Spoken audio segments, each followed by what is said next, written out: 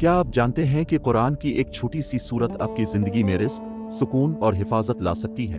آج ہم بات کریں گے سورت قریش کی، جو نہایت مختصر مگر بہت گہری معنی رکھنے والی سورت ہے۔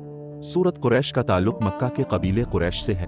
اللہ تعالیٰ نے اس قبیلے کو خاص نعمتوں سے نوازا، ان کے لیے گرمیوں اور سردیوں کے سفر آسان کیے، تجارت میں برکت دی اور سب سے بڑھ کر انہیں امن عطا کیا۔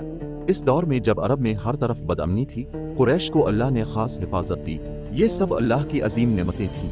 اللہ تعالیٰ فرماتا ہے کہ بس انہیں چاہیے کہ اس گھر کے رب کی عبادت کرے، جس نے انہیں بھوک سے بچایا اور خوف سے امن دیا۔ یہ پیغام ہمیں یاد دلاتا ہے کہ جب اللہ ہمیں نعمتیں دیتا ہے تو ہمیں صرف اسی کی عبادت کرنی چاہیے۔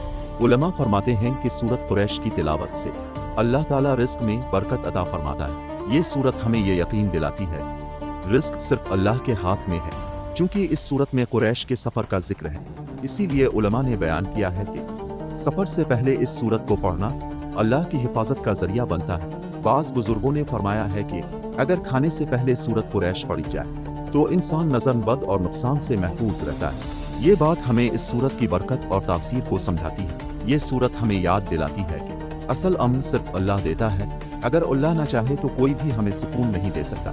سورت قریش ہمیں سکھاتی ہے کہ جب اللہ ہمیں رزق اور امن دے تو ہمیں شکر ادا کرنا چاہیے۔ شکر کرنے سے نعمتیں بڑھتی اور زندگی میں برکت آتی ہے۔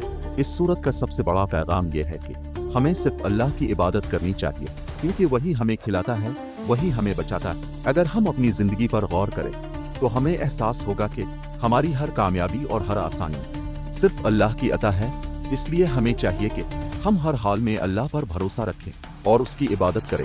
سورت قریش ایک چھوٹی سی سورت ہے، مگر اس کا پیغام بہت بڑا ہے۔ یہ ہمیں سکھاتی ہے کہ اللہ ہی رزق دینے والا ہے، اللہ ہی حفاظت کرنے والا ہے اور صرف اسی کی عبادت کرنی چاہیے۔ آج سے عہد کریں کہ ہم اللہ کی نعمتوں کا شکر ادا کریں گے اور اپنی زندگی کو اس کے حکم کے مطابق گزاریں گے۔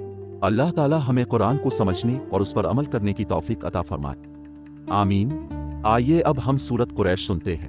اعوذ باللہ من الشیطان الرجیم، بسم اللہ الرحمن الرحیم۔